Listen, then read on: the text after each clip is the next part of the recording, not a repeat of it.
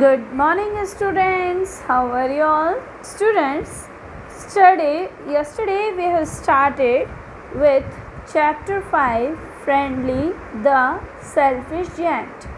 Okay, students इसमें हमने देखा था कि there were some children who used to go in a park, in a garden to play, है ना? And it was a garden of a big giant.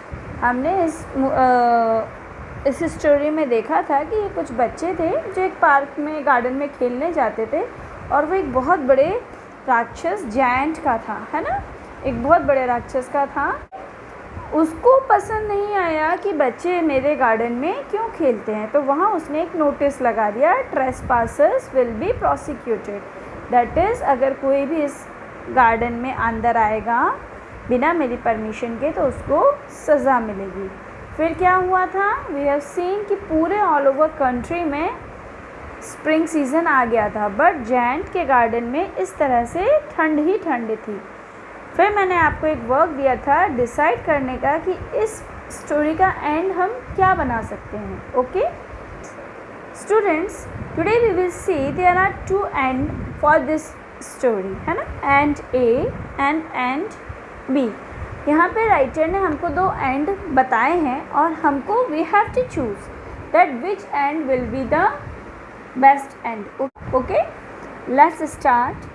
One morning the, पहले हम and ए यानी कि फर्स्ट एंड की बात कर रहे हैं। Okay, let's start. One morning the giant woke up to the strains of lovely music. क्या हुआ, एक दिन जायंट ये सब सोचते सोचते जब सो गया, तो जब वो उठा नेक्स्ट डे तो उसको बहुत अच्छी आवाज़ें आ रही थी। स्ट्रेन्स ऑफ लवली म्यूज़िक यानी कि बहुत अच्छा म्यूज़िक जैसा उसको सुनाई दे रहा था। It was a little bird singing outside his window. किसके म्यूज़िक की आवाज़ थी? एक छोटा सा बर्ड उसकी विंडो के पास खेल रहा था।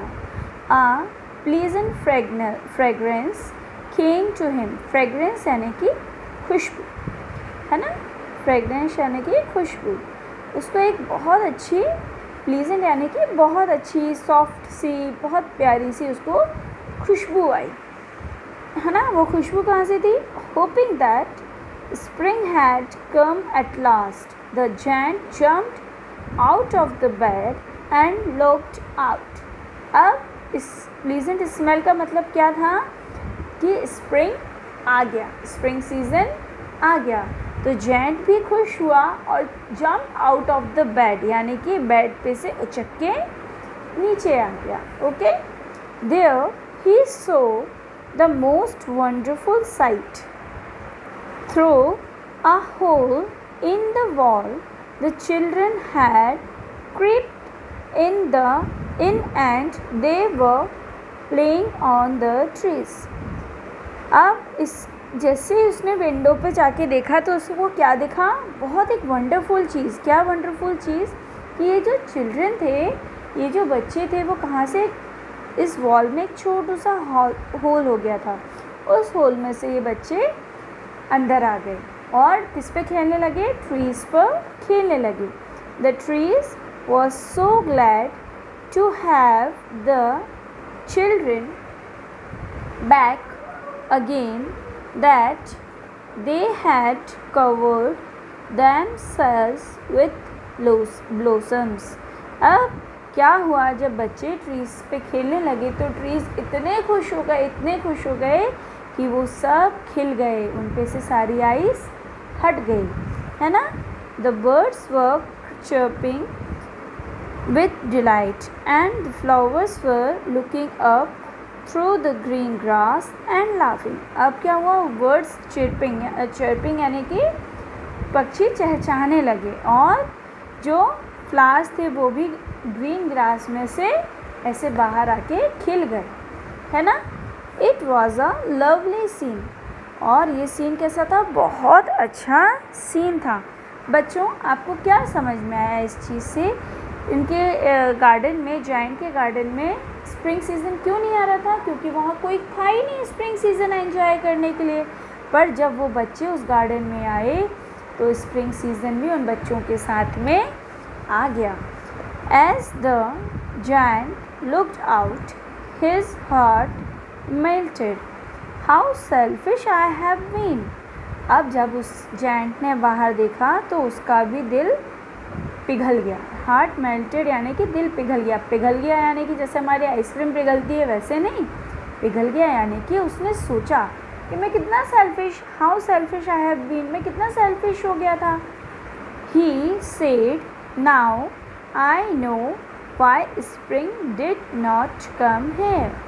और उसने बोला अब मुझे समझ में आया कि मेरे गार्डन में स्प्रिंग क्यों नहीं आ रहा था। I will knock down the wall and my garden shall be the children's playground forever and ever. उसने क्या बोला? नॉक डाउन यानी कि मैं अपने गार्डन की इस वॉल को क्या करूँगा? तोड़ दूँगा और उसके बाद ये पूरा गार्डन बच्चों का प्ले ग्राउंड हमेशा हमेशा के लिए बन जाएगा। He was really very sorry for what he had done. और उसके बाद उसको बहुत दुख हुआ। वेरी सॉरी यानी कि उसको बहुत दुख हुआ कि उसने बच्चों के लिए गार्डन को बंद कर दिया था। So he crept downstairs and open the front door quite and softly and went into the garden. तो उसने क्या किया? वो धीरे धीरे अपने डाउनस्टेयर्स यानी कि जीनों से स्टेयर्स से नीचे आया और फ्रंट डोर खोल के बहुत चुपचाप शांति से गार्डन में आ गया। But when the children saw him they were so frightened, बोलिए frightened, that they all ran away and the garden became winter again। अब पर जैसे ही बच्चों ने देखा कि जायंट आ रहा है, बच्चे सारे उस होल से वापस निकल गए और जैसे वो वापस गए, वापस से गार्डन में विंटर सीजन आ गया। Oh, only one little boy did not run. He was not able to run, so he started crying. अब सब बच्चे तो भाग गए पर एक छोटू सा, देखिए एक छोटा सा बेबी था, वो नहीं भाग पाया, वो रन नहीं कर पाया और क्या हुआ? वो वहीं रह गया और जब वो अकेला रह गया तो वो रोने लगा।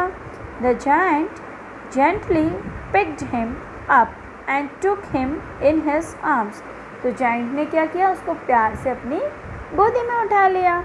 The little boy stretched out his arms and flung them around the giant's neck and kissed him. Flung them मतलब उस लिटिल बेबी ने क्या किया? देखिए उसने अपने आर्म्स को बाहर निकाल के ऐसे उसके गले के अंदर ऐसे पकड़ लिया, जैसे आप लोग अपनी मम्मा डैडी को पकड़ लेते हो ना वैसे, और उसको किस किया। ओके, आगे देखते हैं। When the other children so that the giant was not waked any longer, they came back running and with them came spring। अब जब बाकी बच्चों ने देखा कि जायंट तो गुस्सा नहीं कर रहा है ना और वो सेल्फिश नहीं बन रहा, तो बच्चे वापस से, देखिए इस होल में से वापस से अंदर आ गए और उनके पीछे पीछे स्प्रिंग भी वापस से आ गया। It is your own garden now little children said the giant. और उस जायंट ने क्या बोला? बच्चों अब ये आपका ही गार्डन है। He took a great hammer and knock down the wall. और उसने क्या किया? एक बहुत बड़ा हैमर यानी कि हथौड़ा। आप लोगों ने हथौड़ा देखा है ना? हथौड़ा देखा है आप लोगों ने? हाँ, थ्रोन मूवी में देखा था ना आपने? यस, वही वाला। तो वो वैसा एक बहुत बड़ा हथौड़ा उठाया और उससे पूरी दीवार को, पूरी वॉल को तोड़ दिया। Every afternoon when school was over the children came and played with the giant. As the giant watched the children playing, he would say, I have many beautiful flowers, but the children are the most beautiful flowers of all. अब क्या हुआ, धीरे धीरे रोज़ बच्चे जब भी school से लौटते तो वो उस गार्डन में खेलने आते और जायंट उनको प्यार से गेम्स खेलते हुए देखता और क्या कहता कि मेरे गार्डन में बहुत सारे फ्लावर्स हैं, पर सबसे ब्यूटीफुल फ्लावर्स कौन से हैं, ये छोटे छोटे बच्चे। बेटा अगर हम इस स्टोरी का ये एंड रखते हैं तो हमें इससे ये समझ में आता है कि we should always do sharing, we should learn do sharing. Okay, हमको शेयरिंग करना आना चाहिए। देखो जब जायंट ने अपने गार्डन में किसी को नहीं आने दिया तो वहाँ विंटर रहने लगी, वहाँ उदासी रहने लगी, पर जब जायंट ने सबको अपने गार्डन में आने दिया तो उनके साथ साथ स्प्रिंग सीज़न भी आ गया, है ना। अब कल हम देखेंगे अगर वो एंड वी क्या होता है। ओके, एंड वी कल हम देखेंगे। अभी हमको इसको रिपीट करके रीड करके अंडरस्टैंड करना है। Okay, till then bye.